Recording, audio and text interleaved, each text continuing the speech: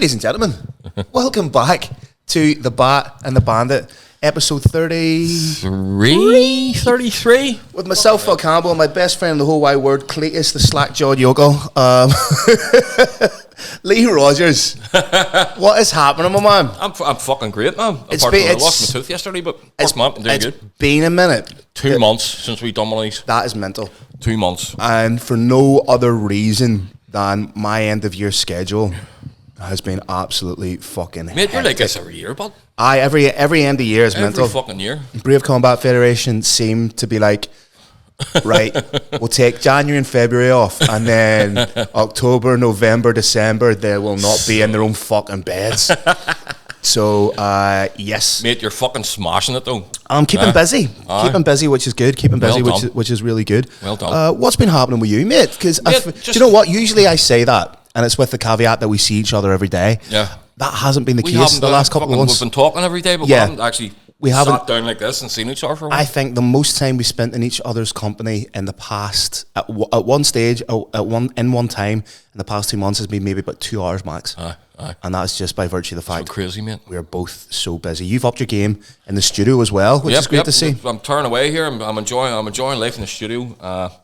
I'm enjoying a bit of music again after all that fuck up with the label and stuff. You know what I mean? Yeah. Label kind of just crashed in on itself. It kind of imploded, didn't it? In a day. Are you allowed to say anything about it? Well, you know what? There's a few legal things going on, I think. Yeah. So there is, especially more about, on Gareth's side of things, you know what I mean? Because this is music's what he does. Yeah. I'm lucky that I have this. Yeah. My empire. Yeah. You know what I mean? This is where I'm happy and where I'm at, so I'm cool. But there's a few things going on there. Yeah, you're everybody's just trying to get out of that space. Yeah. Legally, so they can move on. So they can move on and do their own stuff. Whereas you have other, you weren't entirely dependent on it. I wasn't beheld to it. Yeah. Which is a fucking good place to be. Fucking right. You know? Fucking right. Mate, one thing I don't think we've had a podcast since the Men's Mental Health Day. You know, we didn't even have one then. It was way before that. That's what I mean. Like we haven't had a podcast since the Men's Mental Health Day. We did one about 3 weeks before. So that was coming up. Yeah. This is good, mate. I'm looking forward to this bit of therapy for the day. 100%, man. I think this will put us all in a decent decent way I'm headspace. fucking talking, by the way. What? Like, first off, for our YouTube contingent, give the camera a big old smiler, would you, mate? Look at that. Look at what happened to you. Did some girl kiss it out? It just fell out yesterday. My teeth these two front ones have been in 20 years. They're two on poles, you know what they're called? Yeah. And I was just standing talking to wee Joel Locke, the RB tattoo, so he was in my house yesterday. Yeah. And I was standing talking to him, the next thing I just went, oh, the fuck's that? And it just came out. So it's a good look. Mate, I'll be like, all joking aside and everything. Cletus. It is a nice look. I like it, and and if you were back on the fags, it'd be a lovely wee spot just for... Off the fags fucking 6 weeks. Well done, mate. Proud of you. I'm using that there just to sparring as a bit of a crutch. As a bit of a crutch, but they're brilliant. Yeah, man. And what, like, do they give you we're talking about the snus patches or the lip rockets, as you call them? Lip rockets, aye. Yeah. What, do they give you a wee buzz, do they? Give you a wee something, like, I don't know, it's not a fag, like, it doesn't feel like a fag, but it's fucking, it's dead on. Your substance... Wee coffee with that there is brilliant. Really? So caffeine and That's nicotine? the way I'm fucking talking. Just whistling through the wind, like... But the Men's Mental Health Day, let's touch on that a wee bit. Mate, a fantastic day. We cannot thank everyone that came enough. I wasn't expecting that. No, I wasn't. I was expecting a few people fucking filter in through the day, but this place was flat out the whole time. Yep. Guys were coming in. Do you know what I loved? I loved that a lot of people came down by themselves. Yep. Do you know, there were people known to me and people known to you. The likes of Ryan Trotter from the wrestling club, the likes of Stevie Tars from... Stevie's a good lad. Stevie, the photographer, one of my favourite people in the world. Ronan McGinley, I used to work with him. He's now councillor for Sinn Féin. There you go. Came down. I came down from Arbo on his bike by himself. Yeah. Big Shay. All the bigger guys. Shay. So what was that group? I'm trying to work that out. No, I think that might have been lads that head out on a Sunday. That might have been an amalgam of lads from different, like boys that head out on a Sunday. Because at one stage there was fucking 25 bikes just lined up outside. It looked great, didn't it? It was class. We Gary Hagan was down and everything. Ian Mahood, Tony, all the boys. Yeah. Tony got a tattoo. Tony got a haircut. Tony got shouted at by his missus. So the story goes is that the legend goes. Yeah, the legend goes that Tony had prior discussed getting the 2 wee fucking Guinness things. The 2 wee pints of Guinness. Yeah. Like a wee cheers, mate, sort of, you know, something cute. And he said it was all fine, and then I think when he got it done, she was a bit raging, was she? Yeah. And he got his hair cut and hadn't said he was getting his hair cut because he wasn't getting his hair cut by the same guy that usually cuts his hair who cuts his hair. So I thought he looked fine and well. I thought it looked fucking great. Now the fact he smashed 8 cans in about 2 hours might have been a contributing factor, and Tony's a slabbering wee cunt when he's had a drink on him. Fucking loves slabber, so no, that was so Men's Mental Health Day was fantastic. I think that is now going to become a yearly fixture. Aye, we definitely got to do that again. In our calendar. And the nice thing was there was a lot of people just came down and had coffees. Bought fucking 300 quid's worth of fucking beer, and the majority of it, 300 quid of it's still left. The majority of it's still sitting out the back. You know, nobody came down. Nobody got drunk. Nobody took the piss. Everyone came down, and there was a wonderful atmosphere. And people kept just getting tattoos. So people got a tattoo. Yeah, and then stayed, and then decided, oh, you know what? I'll get another one. I'll get another one. It'll be good crack. But, you know, that was absolutely lovely. Thank you so much, everybody. So yeah, we'll try and make that. Try and make that a yearly fixture. Another thing I kind of wanted to touch on to kind of explain sort of my absence a wee bit, and maybe why I haven't been maybe like as active on social media or as active as getting back to people. My ma was in a terrible car accident. She fucking was. And I feel it's important. I feel it's important to say it because it's not something I'm hiding by any stretch of the imagination, or not something we're keeping from anybody. You've got your head in the game looking after. That's it, mate, and that's why I haven't been. That's why I haven't been as present in other avenues of my life. I've had to prioritise what's important, and that being my ma and family, which is always the case. So, how's she doing at the minute? She's good, mate. She's in a lot of pain still, but it's going to be a very, very slow recovery. I'll not go into the details of it, but she broke C2 in her neck and T4 in her back. Yeah, and she kind of needs not round the clock care, but round the clock assistance would be the best way to describe it.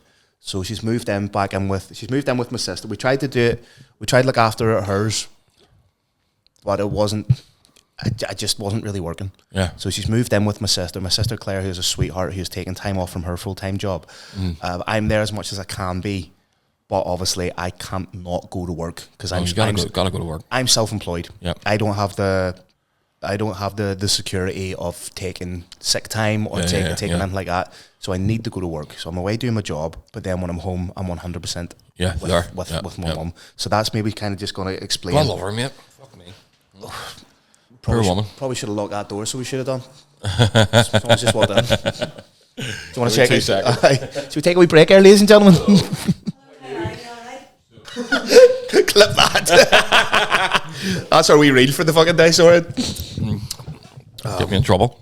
Anyway, sorry. Where were we? No worries at all. Should we jump back in? Yep. Did you lock that door? Yes. Sorry about that, ladies and gentlemen. After a little impromptu break, where Lee Rogers took a wee book in there. I did. Mate, that's fucking time is it? 9:30. That's another thing I wanted to touch on quickly. You seem to have your head in tattooing a lot more, which is lovely. Mate, I've got my head. Not that your head was out of it by any stretch of imagination. I've got my head in life. What's that attributable to? I think just I took a wee. I fucking had a moment of clarity, I think, about 6 weeks ago, mate. Okay. You know about this. Yep. And it just woke me right up. And I am fucking finished with weed, booze, smokes, everything, mate. You haven't had a fag in how long? Fucking 5 weeks now. 5 weeks, mate. That's incredible. For a man that was smoking, you were easily doing a pack a day. Easily doing a pack a day. And that's me. I'm on them there, like fucking that. I'm happy enough for them. You know what I mean? You wee lip rockets. Happy days. But yeah, just a wee change of life, mate. And I'm going to get moving here and get fucking back to training a wee bit. And well, you were going to call up and see my mum yesterday, and you were fully booked here. Oh, I was booked out here. Come up with yeah. But you're flat out, mate. Which is fucking mad, mate. Sure, that's the way to be, but isn't it? You know what I mean? The devil makes work. Aye. The devil makes work for idle hands, and saying that, you know, because I've been so busy, and you know, I'll complain about it. I'll pay lip service to the fact that I'm so busy. Aye. It's brilliant. Aye. It is brilliant, mate. It is absolutely brilliant. Boys like you don't need fucking spare time in our hands. Like no, we don't. You know? We don't, because we find the nefarious means to occupy ourselves. Always. But if we have a little bit of positivity, whether that be work, whether that be the wee community that we're starting to foster as well. That's nice, mate. Isn't it is. It's really, really nice. R. Isaac's flat out at fucking mixed martial arts up with Danny Shout Core. out Danny Core. Shout out Danny Core, you're a fucking legend, mate. We all love you. Do not have enough positive superlatives in my lexicon to describe what a lovely man he is. He's just good. Can't wait to get up. Happy days, man. Happy days. A wee bit cold out there, isn't it? It's getting there. I hear. Be shite if your boiler broke down. You want to tell us about that, mate? Ach, for fuck's sake, you're fucking. Everyone just stopped working there last week. just when it's getting cold, you know. Yep, just when you need it. Like, how much is this going to cost? Mate, I fucking $5,000 nearly in the hole. Oh, mate, for a boiler, putting it in, and getting it running. I said, it's up and running last night, and I'm sure it's wonderful. It's fucking wonderful. You know what I mean? And I said this to you earlier. When instant hot water, I've never had that in my life. You see when the house is cold, the people in the house are cold to one another because you're grumpy and grouchy and everything. But then when the heat comes on, we cuddling on the sofa. Out of the bath as smooth as a fucking seal last night. You slept off and all, did you? Jesus Christ! Okay. I'm sure she's. Let me take my 6 layers off here. By the time you got each other undressed, you were too knackered. Fell asleep. No, I'm fucking debilitatingly cold at the minute. Yeah, especially up where I am. Cold snap's coming. Apparently, it's going to get worse. Well, a bit of snow up there this morning, so Ross. But do you know, as this happens every sort of year, we're going to get the worst winter. We're going to get it's going to be trapped in. It's never as bad as it's perpetuated on the likes of social media. Do you remember the winter of 2010? God, the winter of discontent. Where the snow drifts were like at the side of the road, fucking 10 meters high. I think remember that shit. We actually had a white Christmas. Yeah. And the fucking sheep all died. Remember the sheep were all buried in the fucking fields and all? I couldn't fucking see them though. It was white. But sorry, mate. But mate, absolutely mad. But cold snap's coming, so wrap up warm. Get yourself a good jumper. I wanted to touch a wee bit on so Brave had its historic. I'm glad you have your shit together here, mate, because I'm starting. I don't know what I'm fucking talking about. Mate, I'm surprised you don't have notes. So Brave kind of had be a wee bit self-indulgent here, but Brave had its kind of like landmark 100th event, and it was fucking incredible.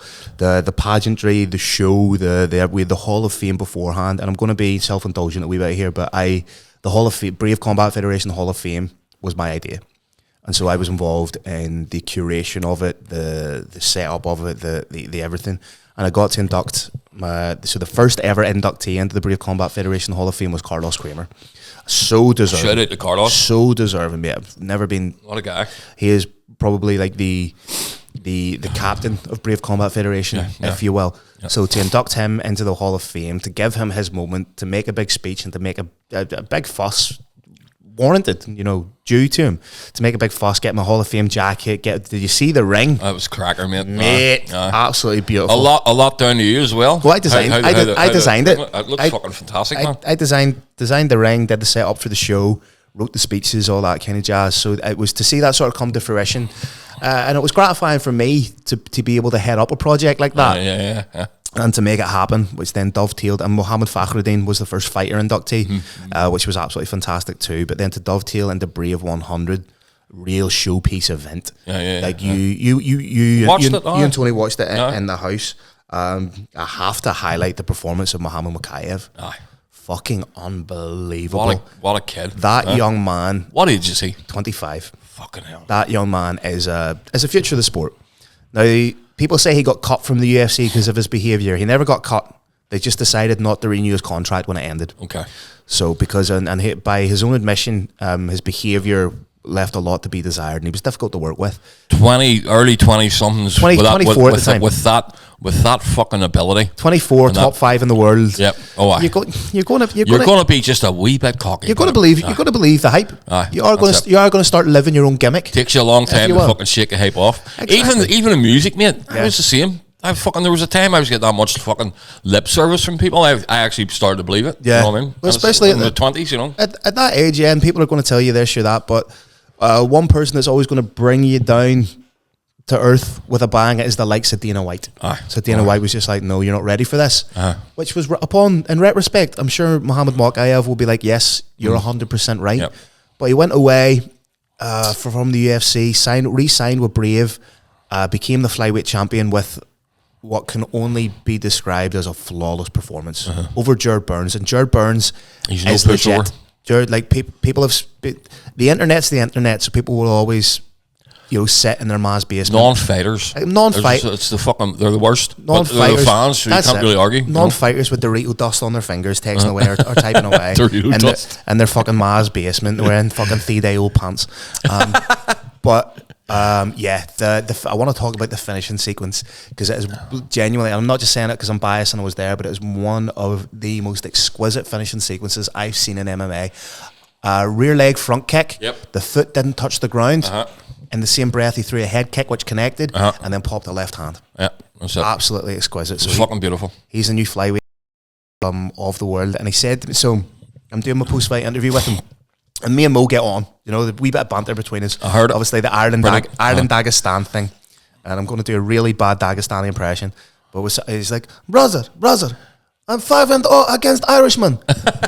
You put the microphone down, I got 6-0. It's like, hold on a wee second, Mo. Right, one, I'll just fucking sit on you. But no, good wee bit of banter there. He's the new flyweight champion, and shout out to Jared Burns. Shout out to Jared Burns. You know what I mean? Like, he did. I was absolutely gutted for him. Gutted for him. But he's a great kid. He's only right. So Mo's been doing MMA since or doing some form of martial arts since he was about 10. Jared has only been training for 5 years. So 5 years to get from where he started in the FAI beginners program. Yep. To then fighting for a world title on a global stage at Brave 100. Yeah.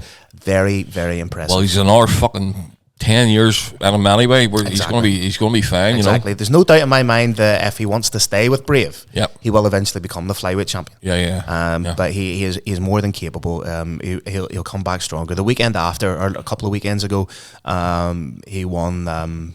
He won a jiu-jitsu tournament as well, so it's good to see him staying active, not lamenting too much on a loss. Mate, you got. That's the hard thing about a fighter, isn't it? You know what I mean? That's it. It can all come crashing down. There's people that aren't psychologically built for losing. No, 100%. And that's not the game you want to be in. If you're that type of fucking wired that way. It leads me on nicely to talk a wee bit about Ronda Rousey. Because Ronda Rousey came out in the media. She had a wee dig at fucking Joe Rogan. She had a wee dig at our Lord and Saviour, Joseph Rogan.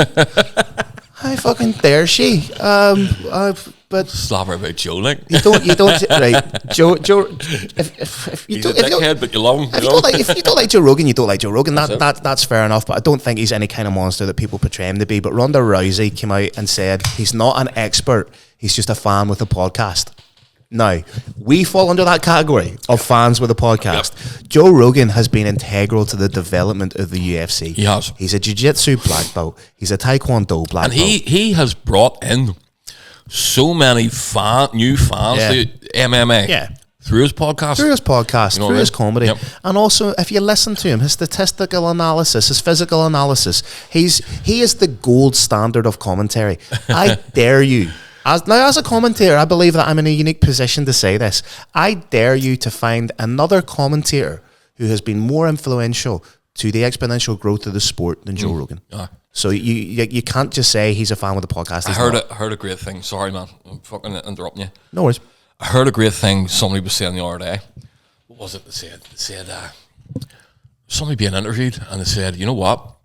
I can think of 6 other comedians that would have done less damage than Joe Rogan has done to the fucking world. Do you know what I mean? I thought that was very funny because and this person said Joe Rogan himself would tell you this. Yeah. There's better people that should be in this position than me because I'm not wired to fucking. I'm not that person that can kind of guide people. Yet he's in a position where people are listening to him. Did he sway the fucking? Didn't he sway the election? The election, no. But he's the biggest news source in America. Aye. He has a bigger. What does that tell you, Paul? He has a bigger listenership or viewership or whatever you want to call it than the 3 biggest news networks in the States combined. Yeah, it's madness. Which is absolute madness. But saying that, Joe Rogan's response to Ronda Rousey was fucking humble as fuck. Filled with humility. He said he understands her frustration.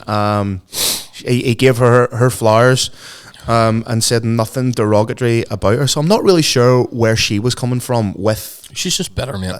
She is very bitter, and it comes down to that not being able to handle loss. She got KO'd by Holly Holm. Holly Holm was the last fight she had. What was that? No. She came back and had another one. Did she? She lost that as well. She did. Amanda Nunes. So she got head kicked into the shadow realm by Holly Holm. And then she came back. Just wasn't just that type of fucking fighter. No. Then came back. Because the sport, I think, the sport evolves so quickly. Because you forget it's still in its embryonic stages, man. There was a stage of UFC of watching the UFC. Yeah. And there was a golden period somewhere around 2005. Yes, mate. I would say exactly with where it was still the brutality. Yeah. It seems the advent of the Ultimate Fighter had a lot to do with it. You had that.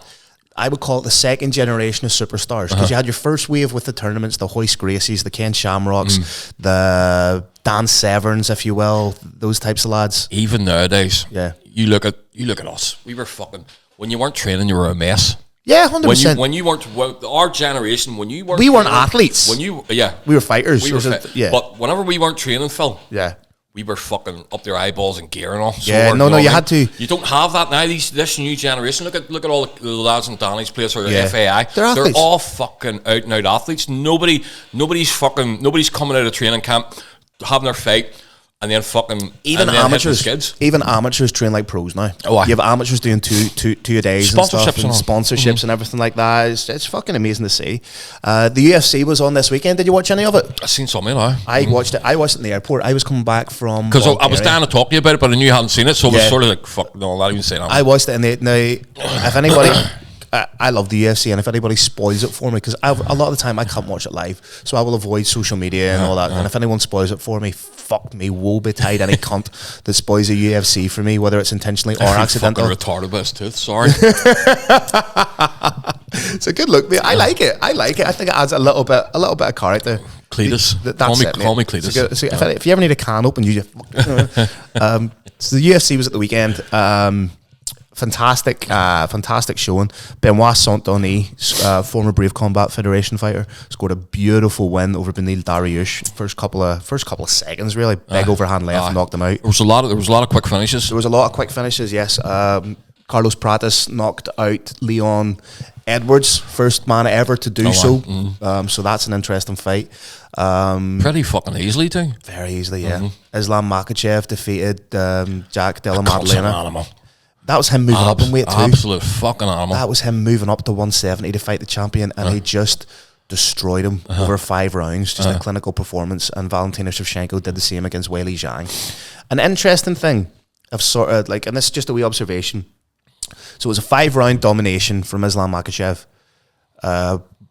Completely wrestle fucked him, won every single round, and people are hyperbolic about what an amazing performance it was, which it was in the scope of MMA. However, if you were to have a performance like that on the likes of Dana White's Contender Series, you're not going to get signed. Yeah. And I thought this was a little bit of a weird dynamic. Dana White's not going to give you a contract on the Contender Series if you have a 3-round wrestle fuck shutout. Now, obviously, if you're a fan of mixed martial arts, you can appreciate that, but it is a classic performance. It's a Hall of Fame performance if you do it as a champion, but not if you do it as someone trying to get into the UFC. That's crazy. I thought that was a wee bit of an interesting dynamic. Dylan Danis got his fuck kicked in at the show. Did you see that? I've seen that, mate. He's a fucking... He's a pollution. But in saying that... What the fuck was he even there for? He's a professional troll before he's anything else. So he's a mixed martial artist. I think he's 3-0 or 4-0. He fights for Misfits MMA. Right. And that's Misfits influencer boxing scene is the biggest pile of gash. And it's just trolls that shouldn't be fighting, that have no business fighting. So he has this personality as someone who constantly talks shit. You don't talk shit about people from Dagestan. No. That's just, it's clear as day. Yeah. So he got jumped. He got fucking arrested as well after that. He got jumped by 10 of them. He got arrested. He got banned. The Dagestani Brotherhood, as Dana White referred to them, the Dagestani or Islamic Brotherhood, beat the piss out of him, and he'll never be anywhere near another UFC again. That's it. The Dagestanis will. Yep. So I thought they didn't fucking start it. I thought apparently he was running about fucking sitting in people's seats. He had a ticket, but he was running about sitting in seats that weren't his. So do you know what? If anything, I think he got the desired outcome that he wanted. Yeah, people are talking about him. Yeah, do you know? I don't think he gave a shit about. He doesn't give a shit about fighting for the UFC. He probably makes more money fighting on that influencer scene than he would in the UFC. Yep. So he achieved what he wanted to. That being keeping his name out there. There's another UFC on this weekend. Is it a fight night? It is a fight night, but it's in Qatar. Okay. Doha, Qatar. Some great fights. Ian Garry's fighting Bilal Muhammad. I'll be good. Shamrock is on it. There's some fantastic fights. Shamil Gaziev is on it. But what I'm most excited about on this card, and by the time this goes out, it'll be common knowledge, but he's wanted to keep it under his hat for a wee bit. Okay. The great and powerful Mr. Aaron Wallace. He's on it. He's over there. In his capacity as a commissioner. What a guy. I believe he is the first Irishman to be working a foreign UFC. To be working a UFC not on Irish soil. Which is huge. Absolutely huge. I could not be prouder of the big man. He's had his setbacks. Yep. God love him. But what he's done is he's got his head down, and he has worked so diligently. So it is an incredible opportunity, an incredible accolade which needs to be celebrated. So congratulations, Mr. Well done, Aaron. He was in getting tattooed a couple of weeks ago. Fucking great lad, isn't he?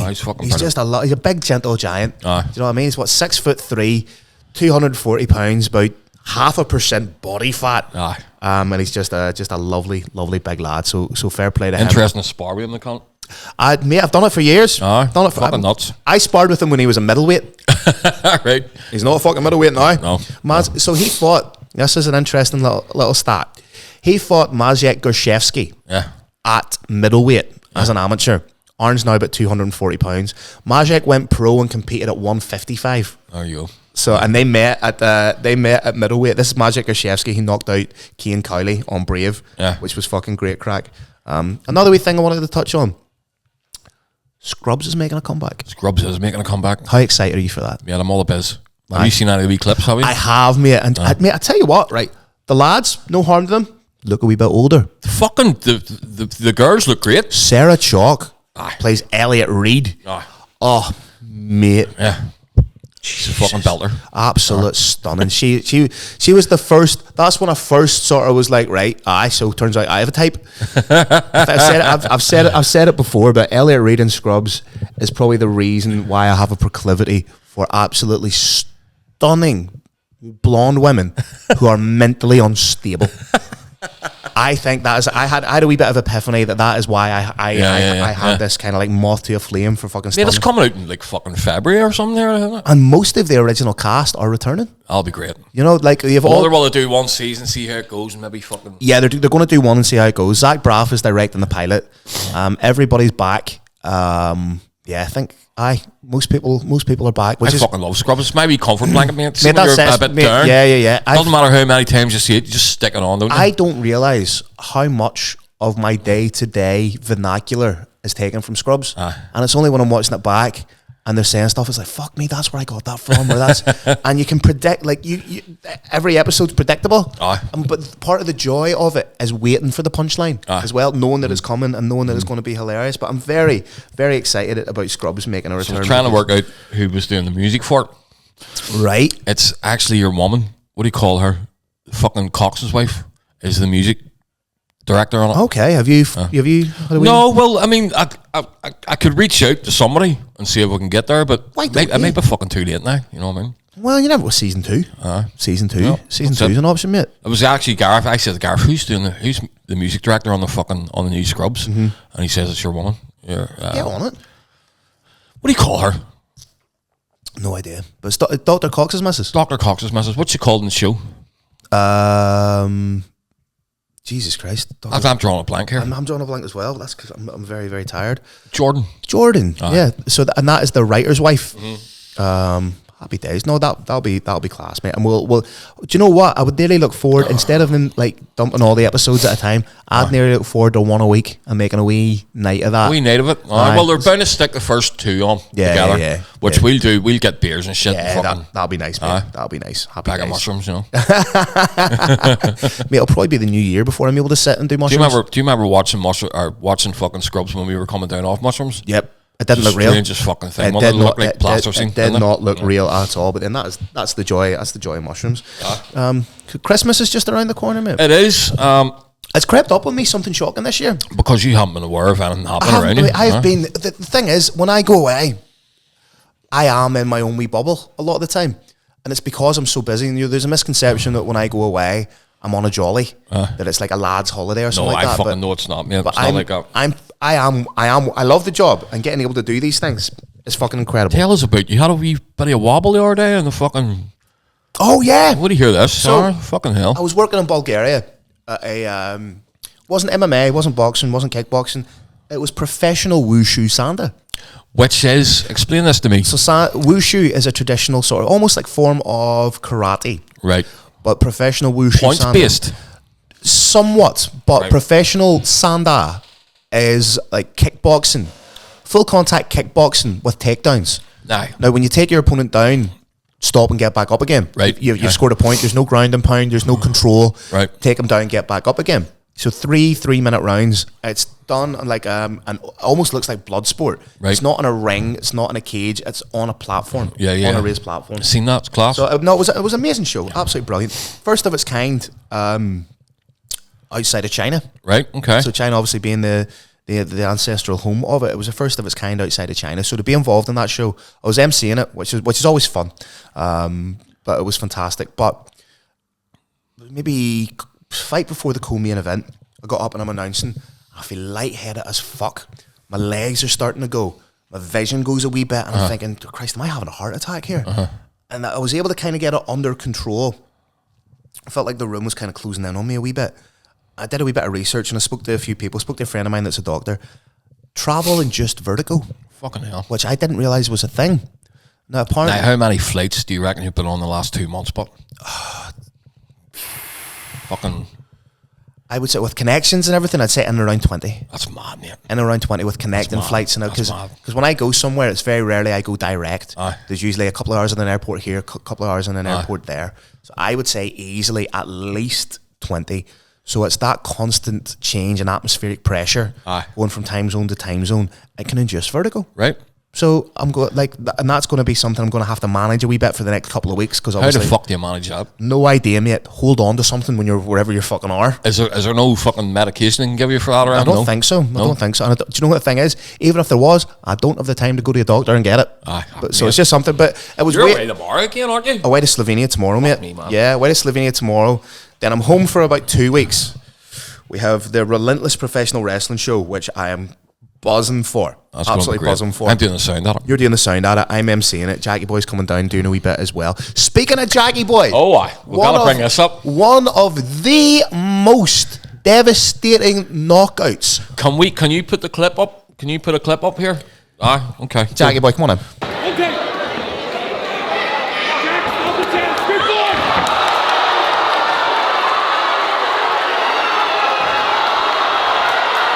Come on in.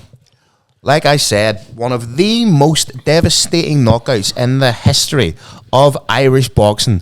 Talk me through it, mate.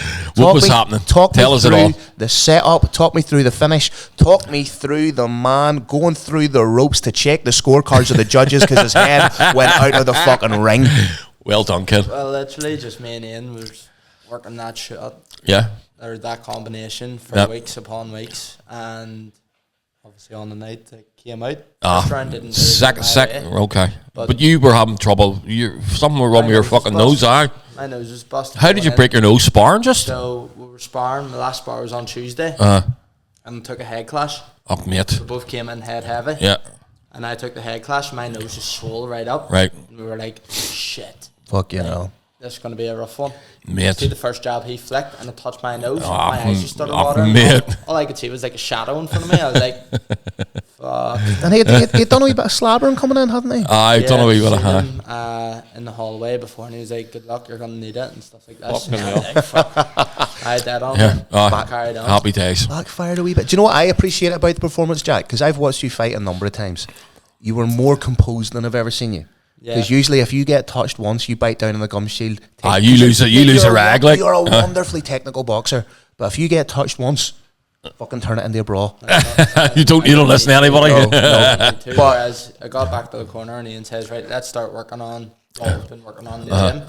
And that's what we were sort of doing. It was sort of edging to the left because they kept telling him, right, he's edging to his left. Start setting him up. I was edging to my left. And then all of a sudden, like, I just remembered. Muscle memory, mate. Direction change. Yeah. And I think you can actually hear in the clip, set it up. Like Ian says, set it up. And we get in close. I start throwing a wee bit. Yep. And I step back and then choose the angle. And then just see it and just both. Did you feel it in your hand at all? No. Or was it that? Because that's what it's like with really sweet shots. You don't feel them. I didn't even realise he went down. Because you stood for a second and then you went to the corner. And I go off to my left again. Yeah. And next minute I look and I'm like, whoa. And I'm like, white corner. Went to the white corner and see, as he was down, like he starfished. That was the best knockout I've ever seen.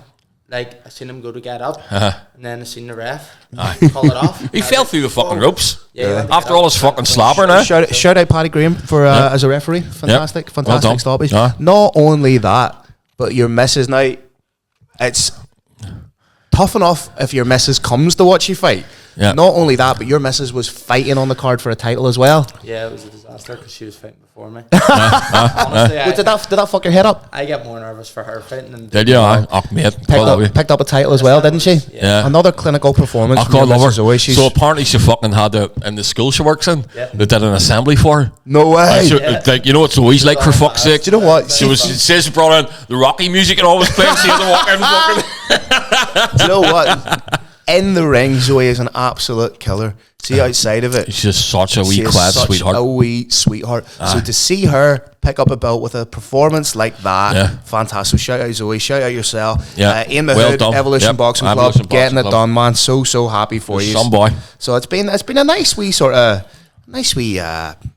running combat sports for everybody, hasn't it? Fucking has, I've enjoyed this. Anything else going on with you, mate? No, not at all. The fucking Revival came out, so it came out in the UK. Yeah. So where's that available? Where can we get that? Fucking, it's on Sky. Yep, it's on the Sky Player. So I have Now TV, which does all this. It's on that as well, yeah. Sky highlights. Yeah, you know so it's on Now TV. Yep. It's on the Sky Player. You can watch every episode available now to download. If you have a dodgy box, which we are not supporting. It is on the Dodgy Box. You can get a wee stream of it there. It's fantastic. I think I'm about 3 episodes in. Yep. You guys, it's very fucking good, man. You guys pop up on episode 1. Episode 1 and episode 10. Yeah. CM Punk's in it as well, so there's a wee connection there with wrestling. Yeah.